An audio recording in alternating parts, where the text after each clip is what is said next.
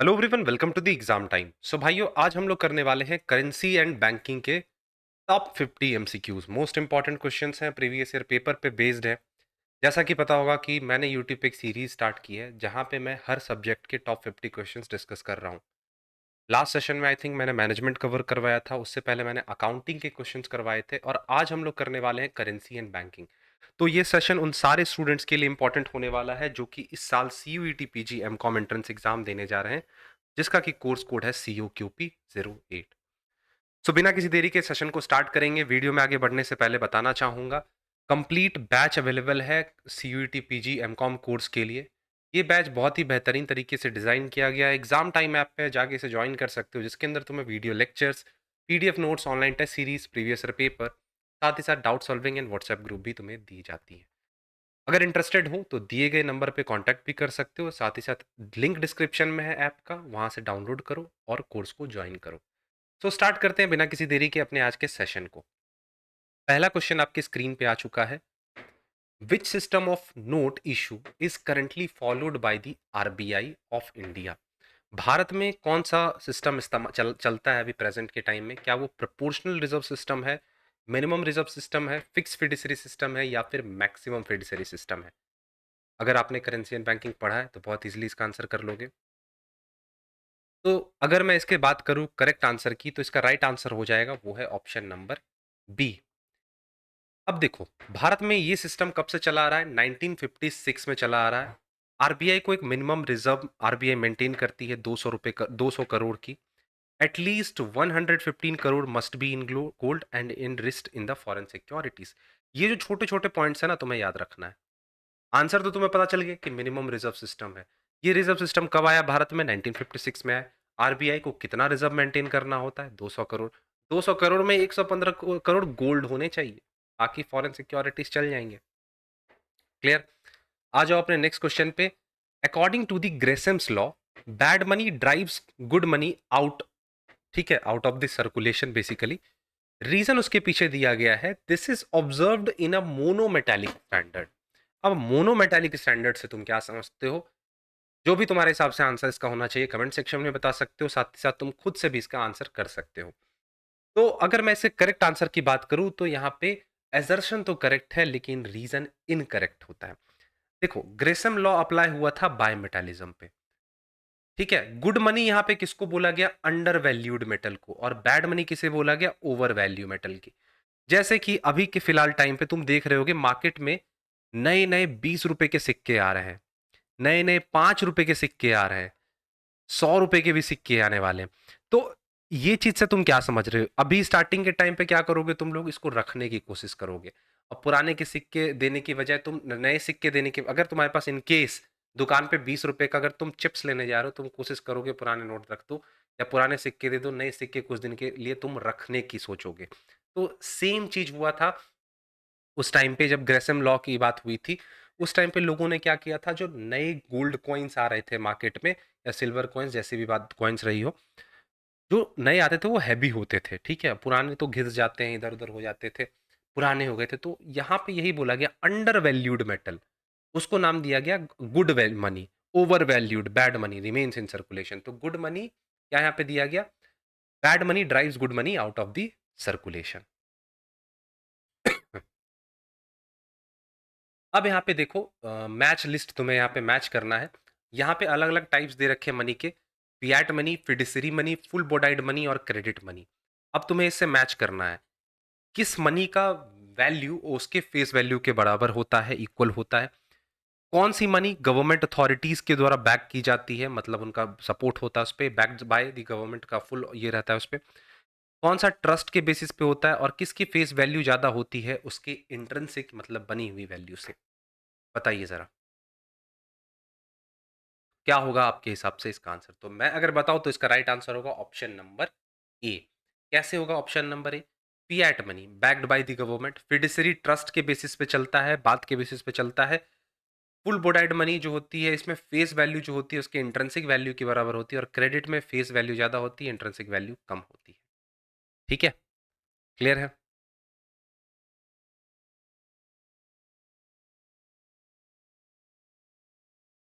तो बढ़ते हैं अपने नेक्स्ट क्वेश्चन की तरफ। क्वेश्चन नंबर 4 आपके सामने आ चुका है। विच of the following is a likely a effect of a रीफ्लेशन in an economy? हमने इन्फ्लेशन भी पढ़ा है, डिफ्लेशन भी पढ़ा है, रिफ्लेशन बाद में एक कंसेप्ट आता है। तो बताया जा रहा है इनमें से किसका कौन सा एक रीइन्फ्लेशन का एक इफेक्ट है एक इकोनॉमी पे। पहला ऑप्शन है decrease in general price level after the inflation, government action to stimulate the economy after depression, sudden uncontrollable rise in price, और चौथा है decrease in money supply to curb the demand.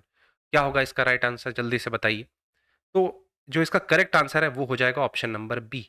यहाँ पे government का role आ जाता है। Government क्या करती है, डेलिबरेटली जानबूझकर सिमुलेशन करती है, मनी सप्लाई करना, टैक्स कट करना। इनका मेन एम होता है डिप्रेशन से रिकवर करना, seeks to bring prices back to the long term trend. Money का सप्लाई बढ़ाना, डिफ्लेशन के बाद ये स्टेप लिया जाता है। क्वेश्चन नंबर 5 आपके सामने आ चुका है करेंसी एंड बैंकिंग का। Consider the statement on managed currency standard. Managed currency standard अगर थोड़ा भी पढ़ रखा है तो उसमें से तुमने कुछ स्टेटमेंट्स देखे होंगे। पहला है, क्या मैनेज करेंसी स्टैंडर्ड को हम लोग पेपर करेंसी स्टैंडर्ड भी बोलते हैं? क्या हम जब चाहे उसे गोल्ड में कन्वर्ट कर सकते हैं? या फिर क्वांटिटीज जो होती हैं वो अथॉरिटी के द्वारा रेगुलेट होती हैं? क्या ये तीनों सही है या कोई दो सही है इसमें से? बताओ ज़रा क्या होगा इसका आंसर। तो जो इसका राइट आंसर हो जाएगा वो हो जाएगा ऑप्शन नंबर सी। इसमें सिर्फ और सिर्फ 1 एंड 3 सही है। हम इसे गोल्ड में कन्वर्ट नहीं कर सकते हैं। मैनेज्ड करेंसी में जो होता है ना वो इनकन्वर्टिबल नेचर का होता है, और इसका जो सप्लाई है वो सेंट्रल बैंक मैनेज करता है, और इसे हम लोग पेपर करेंसी स्टैंडर्ड के नाम से भी जानते हैं। आते हैं क्वेश्चन नंबर 6 की ओर। Which of the following is not a function of money? Medium of exchange, measure of value, basis of credit और डिस्ट्रीब्यूशन ऑफ वेल्थ।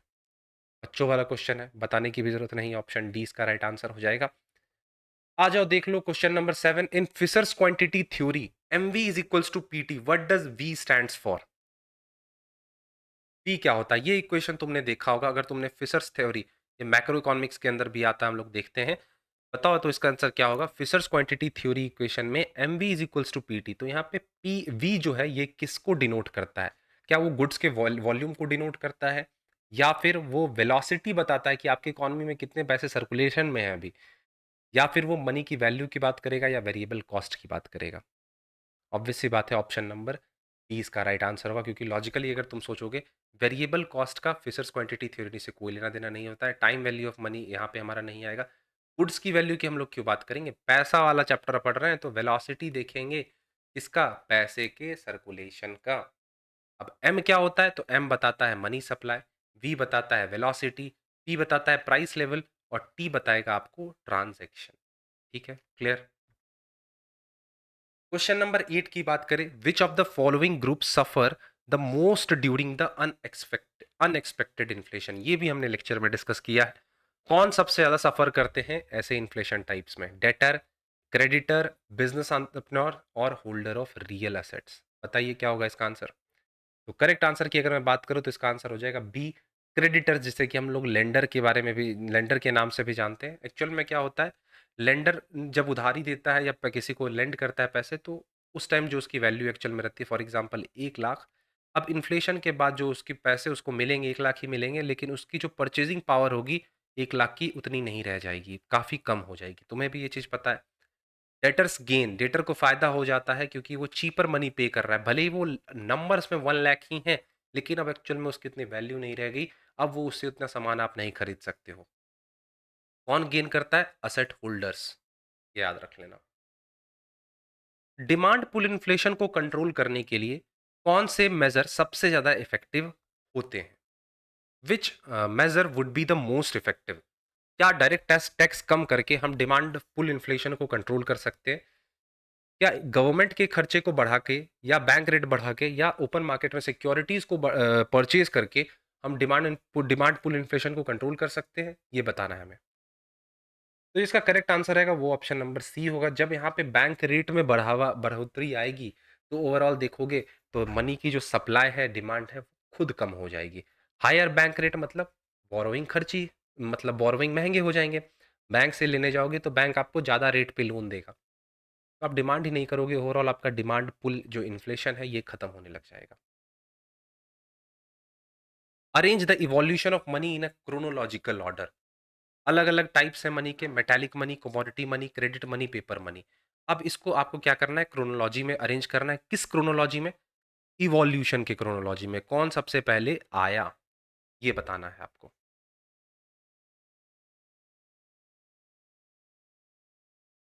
बताइए जरा क्या इसका आंसर होगा।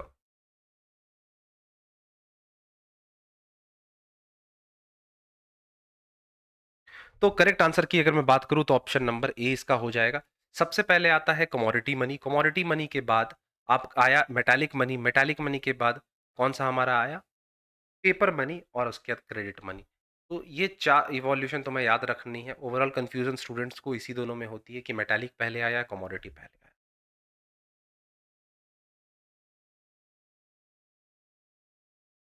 The capacity of a commercial banks to create credit depends primarily on, किस पे depend करता है? कैपेसिटी, किसी भी कमर्शियल बैंक का कितनी कैपेसिटी है क्रेडिट्स बनाने की, किस पे ये चीज डिपेंड करती है, ये आपको बताना है।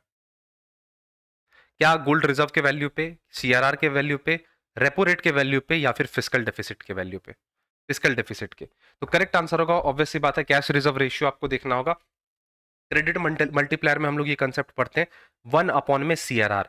अगर आपका सीआरआर कम है मतलब banks can lend more, lower CRR मतलब सीआरआर अगर कम रखा गया, कैश रिजर्व रेशियो का रेट कम है, तो ज्यादा से ज्यादा बैंक लेंड कर सकती है। इससे क्या होगा, डायरेक्टली क्रेडिट क्रिएशन पावर बढ़ जाता है। अब सीआरआर क्या है मुझे ये बताने की जरूरत नहीं है तुम्हें, सीआरआर एसएलआर ये सब तुम सारी बातें जानते हो। क्वेश्चन नंबर 12 पे आते हैं। ओपन मार्केट ऑपरेशन की बात हो रही है यहाँ पे। OMO is a quantitative credit control, क्या ये सही है या गलत है? Quantitative and qualitative control tools तुम्हें पता होना चाहिए कि कैसे क्रेडिट कंट्रोल किया जाता है। रीजन इसके पीछे दिया गया है कि OMO involves buying and selling of government securities. क्या होता है तुम्हारे हिसाब से बताओ, क्या दोनों सही है? क्या एजर्शन को रीजन जस्टिफाई कर रहा है? तो जो इसका करेक्ट आंसर हो जाएगा वो हो जाएगा ऑप्शन नंबर ए, दोनों ही सही है और रीजन भी जस्टिफाई कर रहा है। ओएमओ जो होता है ना वो क्रेडिट के वॉल्यूम को इफेक्ट करता है, और ओवरऑल तुम जानते हो वॉल्यूम जो होता है वो क्वांटिटेटिव होता है। मैकेनिज्म क्या होता है, कैश रिजर्व्स को अल्टर करना है वाया सिक्योरिटी बेच कर। सिक्योरिटीज जब गवर्नमेंट बेचेगी मार्केट में तो आप लोग सिक्योरिटीज परचेज करोगे और आप लोग इनको पैसे पे करोगे, तो ओवरऑल अल्टीमेट पर्पस क्या है, आपसे पैसे खींचना। Buying and selling is exactly how it controls the quantity. ठीक है। क्वेश्चन नंबर 13 पे आ जाओ। क्रेडिट कंट्रोल इंस्ट्रूमेंट दे रखा है तुम्हें यहाँ पे, बैंक रेट है, रेशनिंग ऑफ क्रेडिट है, margin requirement, cash reserve ratio. इसे हम लोग को मैच करना है लिस्ट टू जो हमारी कैटेगरी दे रखी है कि कौन सा क्वालिटेटिव है तो कौन सा क्वांटिटेटिव है। बच्चों वाला क्वेश्चन है, अगर थोड़ा भी तुमने पढ़ रखा है तो बहुत इजीली आंसर कर पाओगे। जल्दी से फटाफट से बताओ कौन सा टूल हमारा यहाँ पे क्वांटिटेटिव होता है, कौन सा तुम्हारा क्वालिटेटिव होता है। ये सब तो पता ही होगा, cash reserve ratio, bank rate, एडी तो बच्चों वाला है, सबको पता रहता है। उसमें भी तुम्हें दो चीज देखनी है कि सेलेक्टिव है या जनरल है, या सेलेक्टिव है या जनरल है। ये देख के तुम्हें मैच करना है।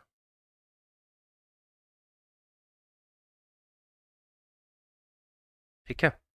वैसे क्वालिटेटिव सेलेक्टिव ही होता है। देखो, बैंक रेट जो होता है ये हमारा क्वांटिटेटिव हो जाएगा, रेशनिंग हमारा क्वालिटेटिव, मार्जिन क्वालिटेटिव, और सीआरआर क्वांटिटेटिव, 4 वाले ऑप्शन से मैच होगा। ठीक। If the cash reserve ratio is 10%, तो थियोरेटिकल क्रेडिट मल्टीप्लायर क्या होगा? अभी जस्ट हमने ये देखा था ऊपर। तुम्हें अगर मैं बताऊं क्या क्रेडिट मल्टीप्लायर कैसे काम करता है, 1 अपॉन में सीआरआर। तो कैलकुलेशन यहाँ पे 10% सीधा दे रखा है, तो 10% को 0.10 हम लोग लिख लेते हैं, तो ये हमारा 10 हो जाएगा। मतलब डिपॉजिट को आप 10 गुना ज्यादा एक्सपैंड कर सकते हो। ये फॉर्मूला याद रख लेना, किसका है, हमारा क्रेडिट मल्टीप्लायर का। 1 अपॉन में रिजर्व रेशियो, 1 अपॉन में सीआरआर लिखो या रिजर्व रेशियो लिखो, दोनों बात बराबर होगी।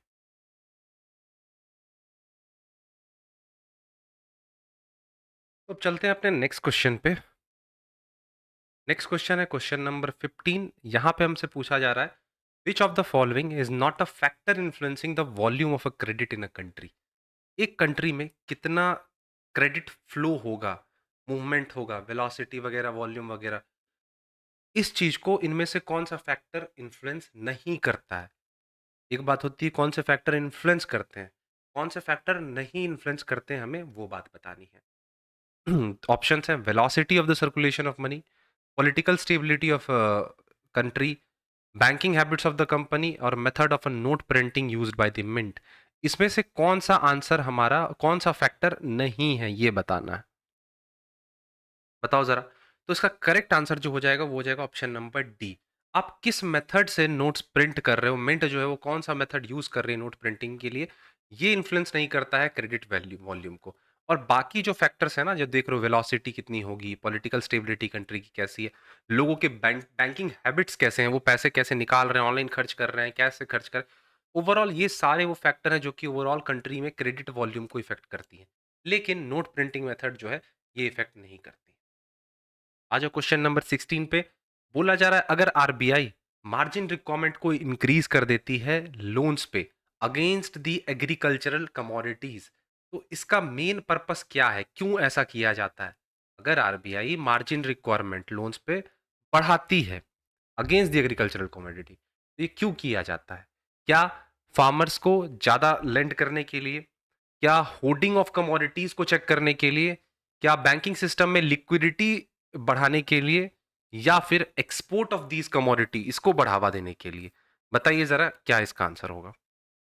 क्वेश्चन नंबर 16 है हमारा करेंसी एंड बैंकिंग सब्जेक्ट का। तो करेक्ट आंसर इसका होगा option number B, to check the hoarding and control inflation. अब समझना, हायर मार्जिन का मतलब है ज्यादा लोन सेम कोलैटरल्स पे। अब आरबीआई क्या कर रही है, मार्जिन रिक्वायरमेंट को ही बढ़ा दे रही है। अगर आपको 10 लाख का लोन चाहिए और आप अपना 10 लाख का घर गिरवी रख रहे हो या जमीन रख रहे हो, तो हो सकता है जितने 10 लाख की होगी वो, तो हो सकता है आपको उसका 7 लाख ही मिले या फिर 6 लाख ही मिले। तो मार्जिन बढ़ाया जा रहा है। मार्जिन इसलिए बढ़ाया जा रहा है कि आपको लोन कम देंगे हम लोग, ठीक है। इससे स्पेक्युलेटिव बोरोइंग किसी सेम कोलैटरल पे बार बार नहीं होगी। लोग क्या करेंगे, एसेंशियल गुड्स को होल्ड करना स्टार्ट करते हैं, तो ये चीज नहीं हो पाएगी। मॉरल सुएशन क्या होता है, आरबीआई के द्वारा क्वालिटेटिव टूल है ये। क्या इसमें बैंक को पेनलाइज किया जाता है, पेनल्टी लगाई जाती है? क्या हम लोग बैंक से सिक्योरिटी खरीदते हैं? क्या परसुएशन करते हैं कि आप स्पेसिफिक पॉलिसीज को फॉलो कीजिए, या डायरेक्ट एक्शन लेते हैं?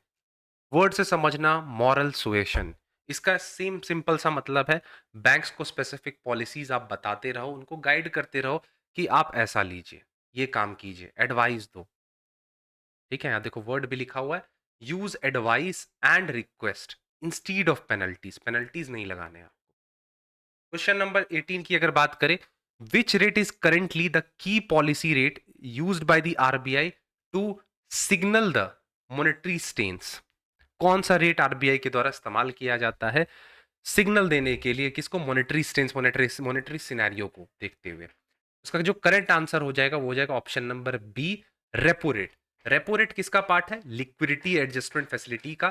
प्राइमरली ये सिग्नल होता है कि क्या इंटरेस्ट रेट होना चाहिए, ठीक है। तो इस चीज को ध्यान में रखते हुए चलना। आ जाओ क्वेश्चन नंबर 19 पे। देखो मैं बहुत कम टाइम लेता हूं, जानबूझ के कम टाइम लेता हूं, क्योंकि ये सेशन लाइव नहीं है।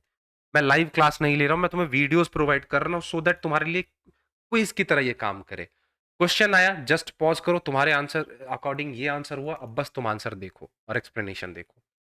यही सेशन अगर हम लोग लाइव में लेते तो सबसे पहले तुम्हारे सामने क्वेश्चन आता, फिर इसके बाद सेम स्लाइड एक आता जिसमें करेक्ट आंसर मार्क्ड होता रेड या फिर ग्रीन कलर से, फिर तीसरा स्लाइड आता जिसमें हम लोग एक्सप्लेनेशन देखते। तो तुम मुझे अब बताओ कि क्या हमें लाइव सेशन लेना चाहिए, लाइव ये क्विज करनी चाहिए? जैसा भी हो कमेंट सेक्शन में बताना, या फिर इसी को कंटिन्यू करें। क्वेश्चन नंबर 19 है, तुमसे पूछा जा रहा है, विच of the following results in the contraction of credit by the commercial bank? Contraction मतलब कमी, किसमें? क्रेडिट में। क्या हम लोग सिक्योरिटीज, जब सेंट्रल बैंक की तरफ सिक्योरिटीज बेची जाती हैं तब क्रेडिट में कॉन्ट्रैक्शन देखने को मिलेगा?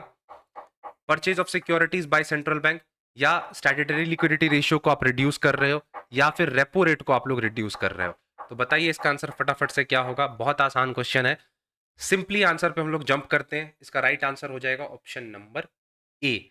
जब सिक्योरिटी सेंट्रल बैंक के द्वारा बेची जाती है, बैंक मतलब सेंट्रल बैंक बेच रही है, बैंक क्या करेगी? खरीदेंगी। Money leaves bank to RBI, सरकार पैसे बेच रही है, सॉरी सिक्योरिटीज बेच रही है, इससे क्या होगा कि लोग खरीदेंगे, बैंक्स के पैसे जाएंगे सरकार के पास, आरबीआई के पास। इससे अल्टीमेटली क्या होगा, रिजर्व्स जो रिड्यूस्ड है, लेंडिंग कैपेसिटी को वो कम करेगा। तो बढ़ते हैं अपने नेक्स्ट क्वेश्चन की और नेक्स्ट क्वेश्चन है हमारा यहाँ पे question number 20। What distinguish the bank rate from the repo rate, मतलब दोनों में एक्चुअल में क्या डिफरेंस है, बैंक रेट और रेपो रेट। आसान क्वेश्चन है, बहुत आसान क्वेश्चन है। क्या बैंक रेट शॉर्ट टर्म के लिए होता है और रेपो लॉन्ग टर्म के लिए, या फिर बैंक रेट में हमें कोलैटरल की जरूरत होती है, रेपो में कोलैटरल की नहीं?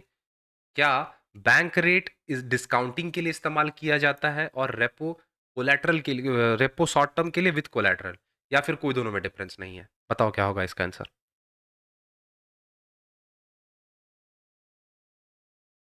तो जो इसका करेक्ट आंसर है वो हो जाएगा option number C. Option C कहता है कि बैंक रेट डिस्काउंटिंग के लिए लॉन्ग टर्म में इस्तेमाल की जाती है, वहीं पे रेपो टर्म जो होता है, रेपो रेट जो होता है वो शॉर्ट टर्म होता है। मतलब आपको यहाँ पे कोलैटरल देना पड़ता है।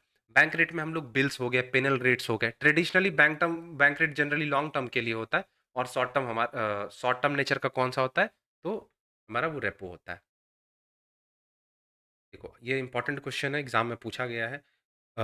In the ownership structure of regional rural bank RRB, the share of central state and sponsor is कितना होगा? क्या 15:15 होगा, या 15:35 या 35? मैक्सिमम स्टूडेंट इसी दो ऑप्शन में कंफ्यूज करते हैं और आंसर भी इसी दोनों ऑप्शंस में है। बताना है कि आरआरबी के स्ट्रक्चर में इन तीन सेंट्रल स्टेट और स्पॉन्सर बैंक का कितना शेयर होता है, रेशियो होता है। तो करेक्ट आंसर होगा A option number 50:15:35। Central bank 50%, sponsor bank 35% और स्टेट गवर्नमेंट का 15% का स्टेक होता है।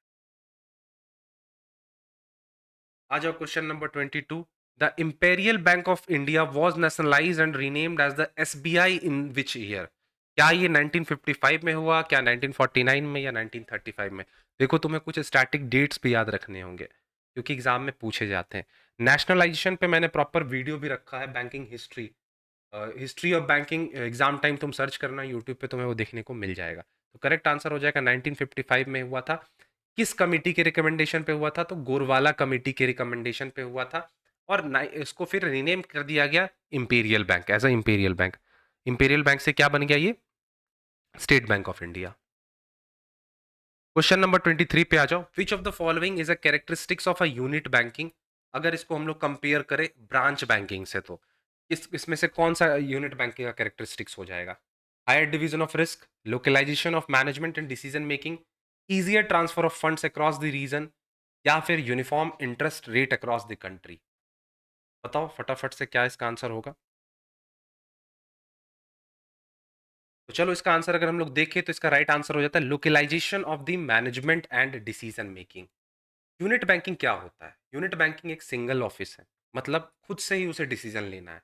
ब्रांच बैंकिंग में क्या होता है, रिस्क स्प्रेड ज़्यादा होता है, उसमें अलग अलग ऑफिसेस बने होते हैं। ठीक है, हाँ भले डिसीजन थोड़ा सा स्लो होता है वहाँ पे, लेकिन रिस्क के चांसेस काफ़ी कम हो जाते हैं। क्वेश्चन नंबर 24 देखो। Commercial bank in India engage in the mixed banking, it provide short term and long term capital. अजर्शन को रीजन जस्टिफाई कर रहा है, या रीजन गलत है, या अजर्शन गलत है, या दोनों ही गलत है, या दोनों ही सही है? क्या है बताओ। कमर्शियल बैंक बोला जा रहा है भारत में मिक्स बैंकिंग वाले सर्विस में इंगेज्ड है। ये short term as well as long term capital दोनों ही प्रोवाइड करती हैं। तो जाहिर सी बात है, बिल्कुल सही आंसर, इसमें कुछ सोचने वाली बात है ही नहीं। अब तुम्हें हिस्ट्री ऑफ इंडियन बैंकिंग को तुम्हें यहाँ पे अरेंज करना है, वो हिस्ट्री वाली बात कर रहा था ना वीडियो, उसमें मैंने प्रॉपर बताया हुआ है कि कब आरबीआई स्टैब्लिश हुआ, फर्स्ट नेशनलाइजेशन कब हुआ 14 बैंक का, सेकेंड नेशनलाइजेशन कब हुआ 6 बैंक्स का, नरसिम्हम कमेटी वन को कब स्टैब्लिश किया गया था। तो उस वीडियो को देख लेना ध्यान से। तो जिसका करेक्ट सीक्वेंस हो जाएगा वो हो जाएगा ऑप्शन नंबर ए। सबसे पहले यहाँ पे क्या हुआ, आरबीआई को स्टैब्लिश किया गया, उसके बाद पहला नेशनलाइजेशन हुआ 14 बैंक्स का।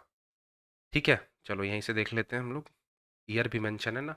आरबीआई स्टैब्लिश हुआ 1935 में, पहला नेशनलाइजेशन 14 बैंक्स का कब हुआ? 1969। फिर छः और बैंक्स का second nationalisation, second phase of nationalisation 1980 में हुआ, और नरसिम्हम कमेटी वन कब आया? 1991 में। इसको याद रख लेना। The the lender of last resort, ये सेंट्रल बैंक का फंक्शन है। इसका क्या मतलब होता है? Advancing loans to the public when bank refuse, providing financial accommodation to the commercial bank during the crisis, lending to the government for the deficit financing, और चौथा ऑप्शन है providing loans to the foreign countries. क्या होगा इसका answer? तो देखो, lender of last resort, last उम्मीद बोली जा रही है यहाँ पे, सेंट्रल बैंक को कंसिडर किया जाता है। किसकी लास्ट उम्मीद? कमर्शियल बैंक को। जब कमर्शियल बैंक क्राइसिस में होता है तो उसको central bank financial help provide करती है, फाइनेंशियल एकोमोडेशन प्रोवाइड करती है। इसका करेक्ट आंसर हो जाएगा आरबी, ऑप्शन नंबर बी। आ जाओ क्वेश्चन नंबर 27 पे। इनमें से कौन सा क्वांटिटेटिव फंक्शन नहीं है रिजर्व बैंक का? क्या आरबीआई करेंसी इशू करती है? क्या हम लोग उसे एज अ बैंकर जानते हैं गवर्नमेंट का? क्या कस्टोडियन है वो फॉरेक्स की? क्या वो डिपॉजिट एक्सेप्ट करती है डायरेक्टली पब्लिक से? ऑप्शन नंबर डी, ये इसका फंक्शन नहीं है। ये फंक्शन आ जाता है कमर्शियल बैंक के दायरे में। बहुत आसान क्वेश्चन था, एग्जाम में आ चुका है ये। क्वेश्चन नंबर 28 देख लो। Match the bank type type with its primary objective.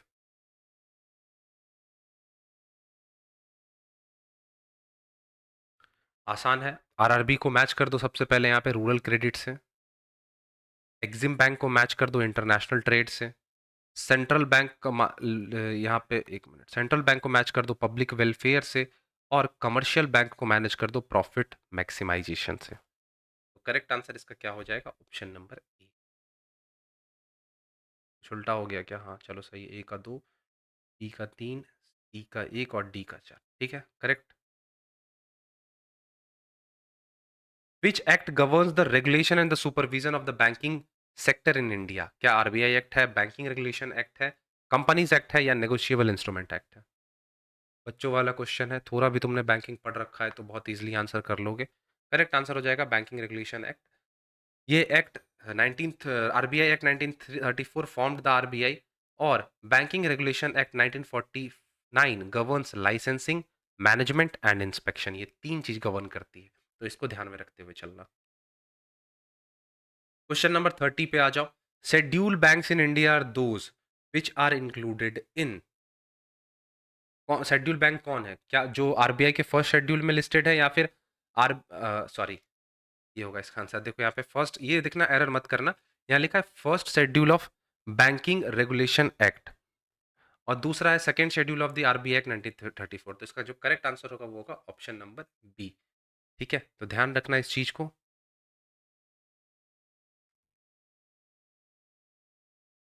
तो देख लो क्वेश्चन नंबर 31, यहाँ पे बोला जा रहा है प्राइमरी रीजन क्या था नेशनलाइजेशन के पीछे, जो नेशनलाइजेशन 1969 में हुआ था, इसके पीछे मेन पर्पस क्या था?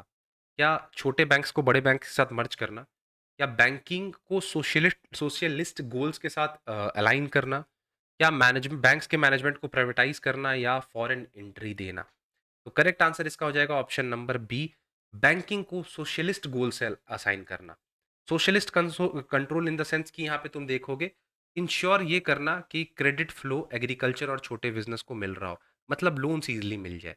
इसी वजह से नेशनलाइज किया गया था। Correct, neglect of the priority sectors. Sorry, priority sector यहाँ पे कुछ गलती है। प्रायोरिटी सेक्टर्स बेसिकली वही हो गए हमारे। What is the NPA in banking terminology? NPA क्या होता है? क्या net profitable assets, new private account, net public assets, या नॉन परफॉर्मिंग एसेट्स? तो एनपीए की बात की जाए तो इसका राइट आंसर होगा option number B, non performing assets. देखा जाए तो ये वैसे एसेट्स हो जाते हैं जब आप लोन 90 दिन से ज़्यादा ओवर ड्यू आपका हो जाए, इंटरेस्ट कह लो या फिर प्रिंसिपल 90 दिन से 90 डेज से ओवर ड्यू हो जाए। ठीक है, तो ये कहलाता है कि वो हमारा नॉन परफॉर्मिंग एसेट्स है, मतलब पैसे आपको नहीं मिले, 90 दिन हो गए ड्यू हो जाने पे, तो बैंक्स उसको कंसीडर कर लेती है एनपीए। 33 देख लो। The purchasing power parity PPP theory of exchange rate determination was propounded by, किन्होंने ये थ्योरी दिया था? Triple P, purchasing power parity theory of exchange rate determination was propounded by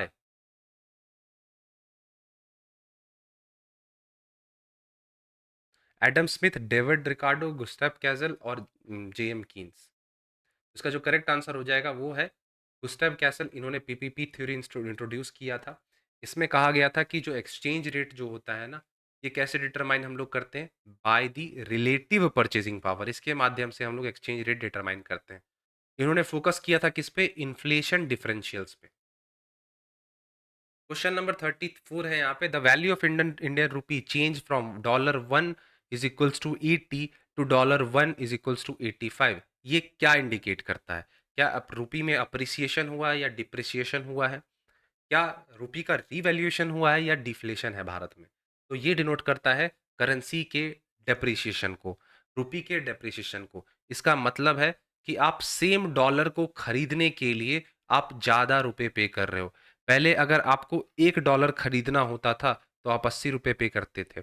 अगर आपको अब सेम $1 खरीदना है तो अब आपको ₹85 पे करने पड़ रहे हैं। तो ठीक है, तो ये क्या हो जाता है हमारा? डेप्रिसिएशन, आपके रूपी के वैल्यू का डेप्रिसिएशन हो गया।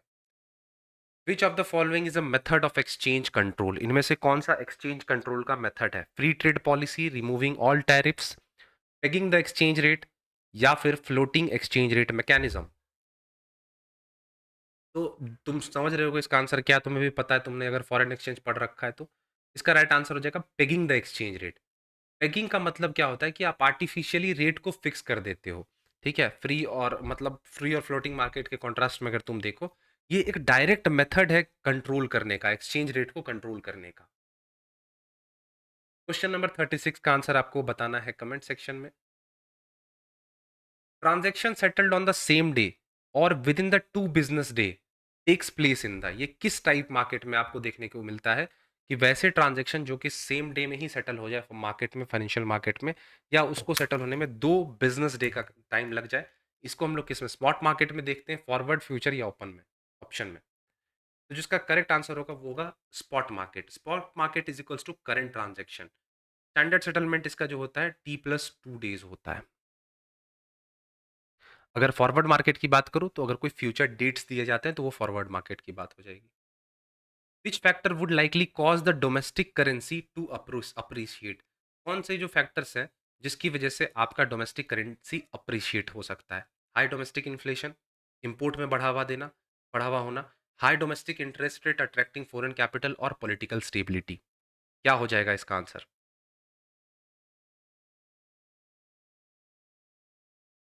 तो जिसका करेक्ट आंसर हो जाएगा वो हो जाएगा ऑप्शन नंबर सी।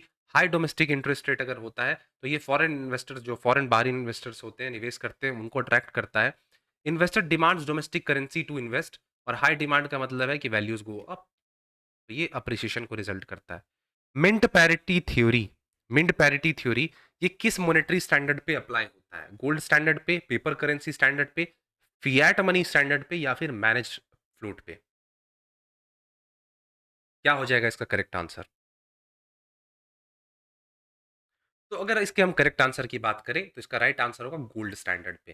देखो, मिंट थ्योरी जो है ना, इसमें क्या बात होती है? बेस्ड ऑन द वेट और fineness of gold in coins, ये डिटरमाइन करता है फिक्स एक्सचेंज रेट। तो ये सिर्फ और सिर्फ गोल्ड स्टैंडर्ड में एप्लीकेबल है। Hedging in the foreign exchange market refers to, hedging का मतलब क्या होता है? स्पेकुलेशन, स्पेकुलेटिंग फॉर प्रॉफिट, या फिर आप रिस्क का फ्यूचर फ्लक्चुएशन में, फ्यूचर में कुछ फ्लक्चुएशंस हो सकते हैं उसको आप कवर कर रहे हो, या आर्बिट्रेज है दो मार्केट्स के बीच में, या गोल्ड इंपोर्ट करना। हेजिंग किसके लिए हम लोग इस्तेमाल करते हैं? तो हेजिंग टर्म जो है ये इस्तेमाल किया जाता है covering a risk of future fluctuation, कि फ्यूचर में अगर कुछ फ्लक्चुएशंस होते हैं तो उसको कवर करने के लिए हम लोग हेज करते हैं यहाँ पे।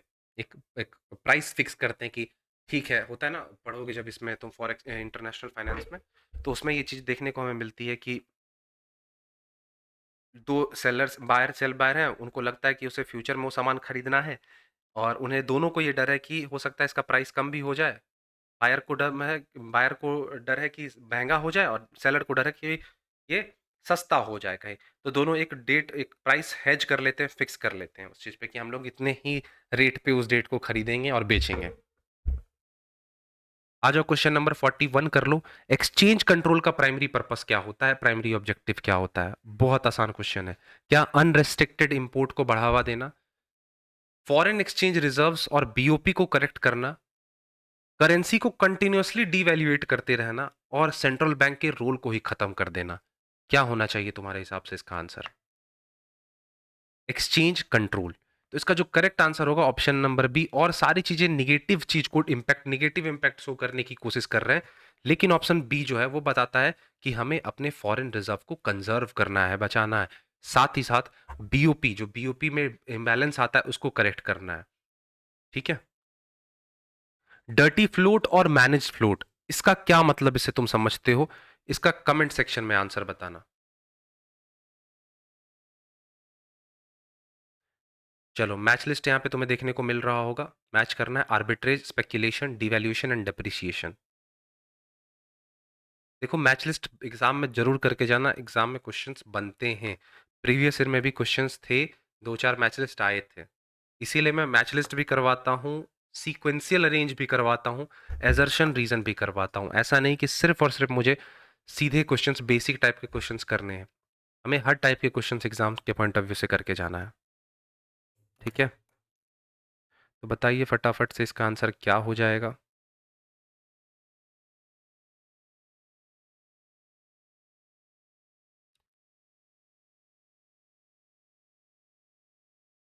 Arbitrage, speculation, devaluation and depreciation. तो इसका करेक्ट आंसर हो जाएगा ऑप्शन नंबर ए। आर्बिट्रेज का यहाँ पे क्या मतलब, सीधा देखो, सीधा सीधी वाला है। Risk free from profit, from differential. Speculation, risk from future. Devaluation क्या होता है, ऑफिशियल रिडक्शन, फिक्स रहेगा ये। और डेप्रिसिएशन होता है मार्केट फॉल हो गया, फ्लेक्सिबल होता है ये चीज। An increase in the repo rate by the RBI, इससे क्या होगा, विल जनरली लीड टू, क्या देखने को मिलेगा आपको? अगर आरबीआई रेपो रेट को बढ़ा देती है तो इससे क्या ऑब्जर्व होगा, आप क्या ऑब्जर्व करते हो, इससे क्या हो सकता है? क्या इंटरेस्ट रेट कम हो जाएगा लोन्स पे? क्या ईएमआई बढ़ जाएगी बोरोवर्स के लिए? क्या मनी सप्लाई बढ़ेगा? या कॉरपोरेट्स के लिए सस्ते लोन्स अवेलेबल हो जाएंगे? तो करेक्ट आंसर की बात की जाए तो इसका राइट आंसर हो जाएगा increase in EMIs for borrowers. एक मिनट।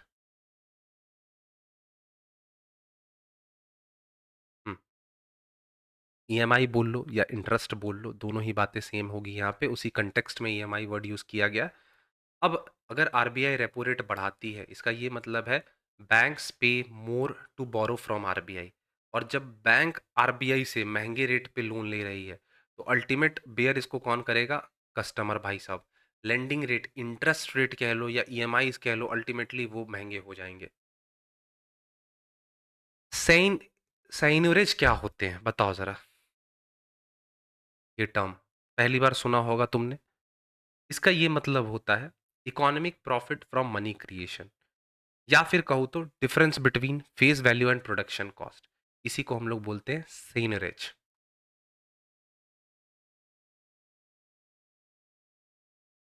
क्वेश्चन नंबर 46 ध्यान से पढ़ो। 46 क्या कह रहा है, the RBI act as the banker to the government. ठीक है, रीजन उसके पीछे दिया गया है क्योंकि आरबीआई मैनेज करती है अकाउंट्स को और पब्लिक डेट को। क्या ये चीज सही है या गलत है?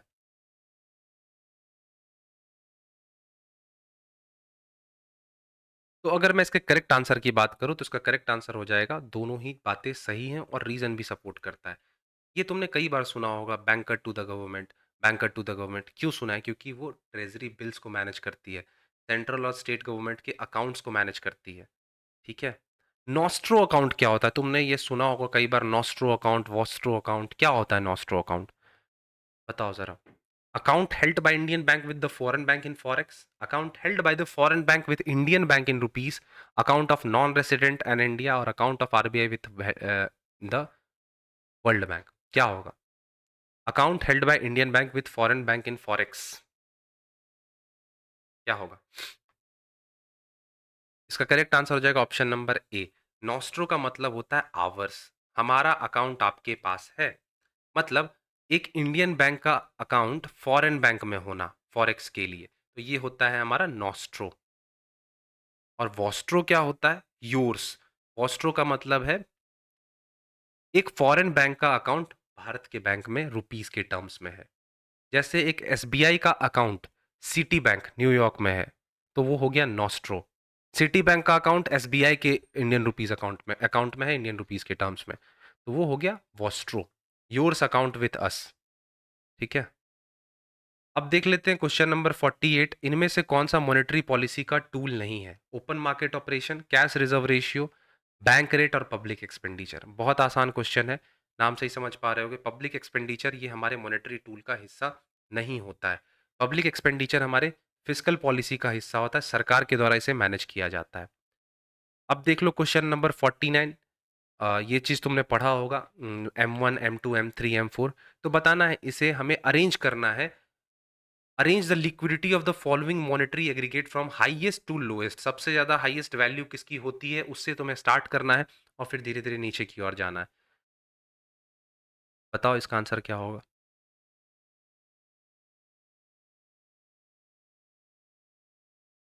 तो अगर इसके करेक्ट आंसर की हम लोग बात करें तो ऑप्शन नंबर ए हो जाएगा, जहां पे सिंपल सा वो जो दिया हुआ है सिंपल वही आंसर होगा। M1 M2 तो है नहीं, M3 M4। अब M1 में क्या चीजें आ जाती हैं, इसको हम लोग मोस्ट लिक्विड बोलते हैं। ठीक है, most liquid in the sense इसके अंदर करेंसी भी आएगी, डिमांड डिपॉजिट आते हैं। M3 के अंदर M1 प्लस टाइम डिपॉजिट और M4 के अंदर M3 plus post office deposit. आ जाओ आज के लास्ट क्वेश्चन को डिस्कस कर लेते हैं। In a period of depression which policy mix is recommended? अगर आपकी इकॉनमी डिप्रेशन पीरियड में भी है, बूम पीरियड नहीं है, डिप्रेशन पीरियड चल रहा है, तो कौन सी पॉलिसी सबसे ज़्यादा रिकमेंड की जाती है? क्या cheap monetary policy plus expansionary physical policy, क्या डेयर मॉनेटरी पॉलिसी और प्लस कॉन्ट्रैक्शनरी फिजिकल पॉलिसी, या हाई टैक्सेस हाई सीआर और सरप्लस बजट? इनमें से कौन सा पॉलिसी रिकमेंड किया जाता है? यहाँ पे मिक्सचर है, दो अलग अलग पॉलिसी को मिक्स करके यहाँ पे रखा जा रहा है, सरकार रखती है। तो बताइए क्या होगा इसका आंसर? तो जो इसका करेक्ट आंसर है वो हो जाएगा cheap monetary policy plus expansionary fiscal policy. Depression है इसका मतलब लो डिमांड होगा। अगर पैसे अब इजीली अवेलेबल होंगे तो लोग उसको बोरो करने की कोशिश करेंगे। और एक्सपेंशनरी फिस्कल रहेगा मतलब सरकार स्पेंड करेगी, खर्च करेगी यहाँ पे, तो ओवरऑल डिमांड बढ़ेगा। तो ये सजेशन, ये पॉलिसी डिप्रेशन के पीरियड में अडॉप्ट की जाती है। तो ये था हम लोग का आज का 50 क्वेश्चन। अगर सेशन हेल्पफुल लगा होगा तो वीडियो को लाइक करना, साथ ही साथ अपने दोस्तों को शेयर करना। अब हम अपने नेक्स्ट क्लास में मिलेंगे, कौन से सब्जेक्ट को कवर करना है कमेंट सेक्शन में बताना। ठीक है। सो लास्ट में बोलूँगा, अगर इंटरेस्टेड हो कंप्लीट बैच के लिए तो एग्जाम टाइम ऐप पे अवेलेबल है, जाके ज्वाइन कर सकते हो। जिनको बेसिक से प्रिपरेशन करना है, वीडियो लेक्चर्स के साथ, पीडीएफ नोट्स के साथ, online test series, MCQ bundles, PYQs वगैरह, ये सारी चीज़ें अवेलेबल हैं। एग्जाम टाइम के बैच में अवेलेबल है। एग्जाम टाइम ऐप डाउनलोड करो, कोर्सेज सेक्शन में तुम्हें ये कोर्स देखने को मिल जाएगा। अगर तुम्हारी कोई भी क्वायरीज है तो दिए गए नंबर पर कॉन्टैक्ट कर सकते हो। तो मिलेंगे अपने नेक्स्ट वीडियो में, तब तक के लिए thank you, bye bye and take care.